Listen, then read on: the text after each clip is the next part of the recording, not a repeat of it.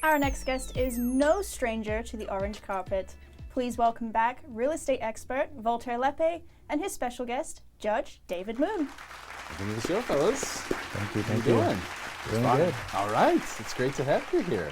So, Voltaire, you want to bring the judge on today? Yes, I do. Tell us why. Well, owning real estate, well, I'm in real estate, but there's a lot of different aspects to what he does. But over time, about 10 to 20% of my clients actually ever get a living trust and hold their real estate in a living trust. And I think it's important because over the years, even just last week, I get a phone call from one of my clients saying that his mom had passed away and he wants to take over the property, but he couldn't, simply just because the property wasn't in a living trust. So now he probably has to go through the probate process, which is a grueling process. And, Judge Moon, I wanted to bring him on. That way he could kind of shed some light on the advantages of a living trust. So, Judge, is that true then? Even if, let's say, mom, had said, hey, I want to give this property to my son, if she doesn't have a living trust, then he's still got to go through a process of probate? Well, it depends.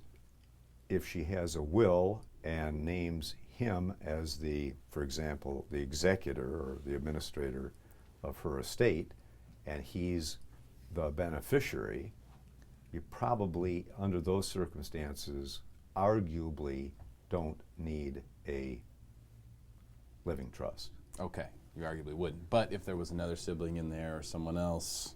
Once you change the dynamic, yes, then it's very helpful to have real property held in a living trust. There are certain advantages. One is that it avoids probate, and I'll get to that in a minute. Second, it provides privacy with regard to the assets of that lady's estate being probated. It's not subject to inspection by the public. There are no taxes associated with the transfer of title from her to her trust. Lastly, the ease in which you can administer the assets in that lady's estate is simplified a whole lot. Probate is a much lengthier process, a more costly process on the average than simply administering what happens to be a living trust, and on the death of that lady it becomes irrevocable. Okay, and so we keep hearing the word probate like it's a bad word, right? You want to avoid something you want to avoid. But is it true that the process of probate is sort of like, you have an estate plan whether you know it or not? The state essentially has a plan by which they're going to administer your assets to heirs or to whomever, and it's just sort of a rigid, set in stone, this is for everyone, this is how it works. And if you want to do something different than that, then you've got to create a trust. Is that that's the real advantage comes with regard to real estate. Okay. Or real estate interests. That could range anything from a fee interest in a piece of property to holding a trust deed on real property. Generally, if you do not have a trust, all of those real property assets need to go through probate, because when eventually those assets are sold by somebody, a title company is going to require that the transfer be done by a person authorized to sign on the documents, sign the escrow documents, and that person generally is the person appointed by the probate court of that county. And as Voltaire, as you mentioned, you have a real life example. If you have these wishes but you don't have it written down properly, then it could cause problems for your heirs, right? Right, and I've seen it a dozen times. This example, I just brought it up just because it happened last week, and I wanted everyone to kind of get a different perspective. He's a judge, right, retired judge, and he does arbitration and mediation now, in mediating these situations.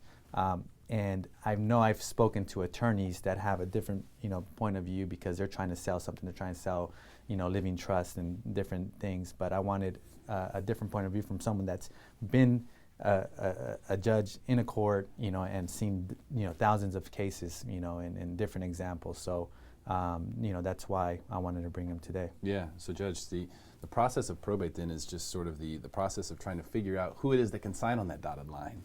Right, that's the court trying to figure out who has the right to sign on the dotted line for these assets.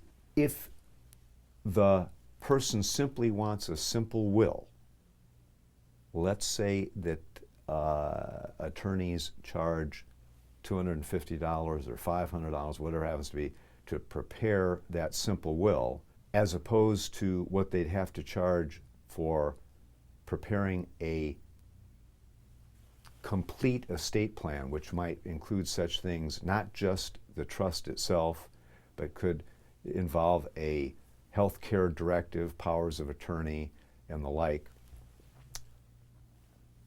Those expenses could be a lot larger up front. Mm-hmm. But that could be, for example, as low as $2,000, $2,500, and it could be a lot more. But the theory is that on the administration of the assets when the trustor dies, the expenses will be a lot less than they would be if you had to go through probate. Probate provides for statutory fees and extraordinary fees for both the personal representative and the personal representative's attorney. So, Judge, if there's one piece of advice that you could give to everyone watching this right now, what would it be? Go see an estate planning attorney if you intend to try your darndest to make sure that there are going to be the least number of problems that might occur on your death. Okay. Voltaire, anything you want to add? One thing that I've noticed with probate is that the state's supposed to be posting in different newspapers, let it be known that this property, the owner has passed away, and if anyone has a claim, they should, go and stake their claim. So you should have a living trust, or at least a plan right upon your death, just in case, because you never know when you're going to die, number one. And number two, you want to minimize any people coming out of the woodworks, trying to claim a stake on your estate, on your hard-earned, dollars or real estate.